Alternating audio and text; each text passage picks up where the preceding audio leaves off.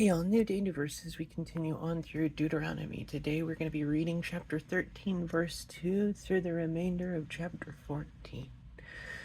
Thank you, Lord, for your word. Waking up, verse 2. If a prophet or someone who gets messages while dreaming arises among you and he gives you a sign or wonder, and the sign or wonder comes about as he predicted, when he said, "Let's follow other gods, which you have not known, and let us serve them," you are not to listen to what that prophet or dreamer says, for Yahweh your God is testing you in order to find out whether you really do love Yahweh your God with all your heart and being. You are to follow Yahweh your God. Fear him. Obey his mitzvah. Listen to what he says. Serve him and cling to him.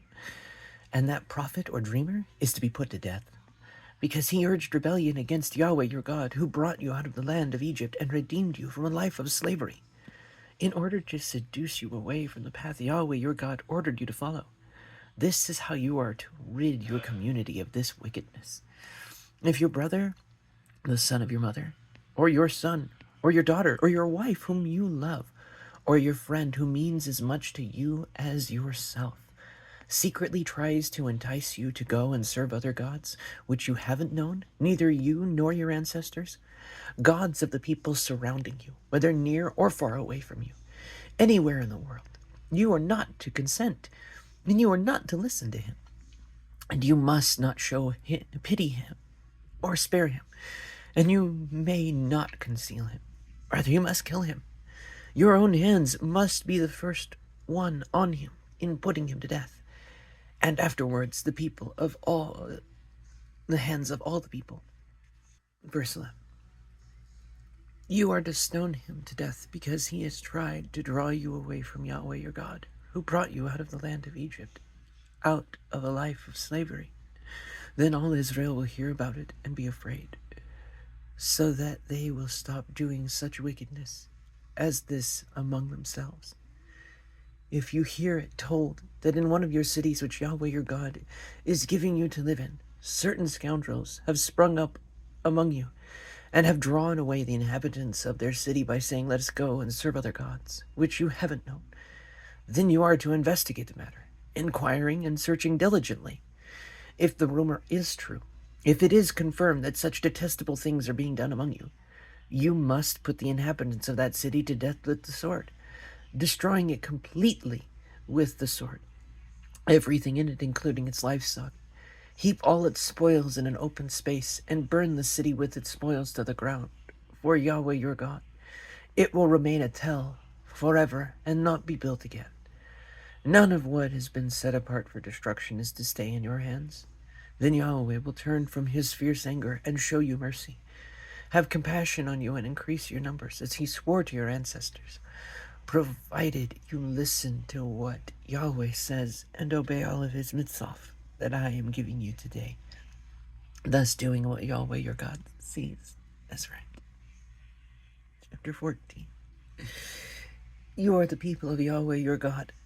You are not to gash yourselves or shave the hair above your foreheads in mourning for the dead, because you are a people set apart as holy for Yahweh your God. Yahweh your God has chosen you to be his own unique treasure out of all the peoples on the face of the earth. You are not to eat anything disgusting. The animals which you may eat are ox, sheep, goat, deer, gazelle, roebuck, ibex, antelope, oryx, and mountain sheep. Any animal that has a separate hoof that is completely divided and also chews the cud. These animals you may eat, but you are not to eat those that only chew the cud or only have a divided hoof. For example, the camel, the hare, and the coney are unclean for you, because they chew the cud, but they don't have a separate hoof. Well, the pig is unclean for you. Although it has a separate hoof, it doesn't chew the cud. You are not to eat meat from these or touch their carcasses. Of all that lives in the water, you may eat these. Anything in the water that has fins and scales, these you may eat. But whatever lacks fins and scales, you are not to eat. It is unclean for you. You may eat any clean bird, but these you are not to eat. Eagles, vultures, ospreys, kites, any kind of buzzard, any kind of raven, ostriches, screech owls, seagulls, any kind of hawk, little owls, great owls, horned owls, pelicans, barn owls, cormorants, storks, any kind of heron, hoops, and bats. All winged swarming creatures are unclean for you. They are not to be eaten, but all clean flying creatures you may eat. You are not to eat any animal that dies naturally, although you may let a stranger staying with you eat it, or sell it to the foreigner, because you are a holy people for Yahweh your God. You are not to boil a young animal in its mother's milk. Every year you must take 1/10 of everything your seed produces in the field, and eat it in the presence of Yahweh your God. In the place where he chooses to have his name live, you will eat the 10th of your grain, new wine, and olive oil, and the firstborn of your cattle and sheep, so that you will learn to fear Yahweh your God always. But if the distance is too great for you, so that you are unable to transport it, because the place where Yahweh chooses to put his name is too far away from you, then, when Yahweh your God prospers you, you are to convert it into money. Take the money with you, go to the place which Yahweh your God will choose, and exchange the money for everything you want: cattle, sheep, wine, other intoxicating liquor, or anything you please. And you are to eat there in the presence of Yahweh your God, and enjoy yourselves, you and your household. But don't neglect the Levi, staying with you, because he has no share of inheritance like yours.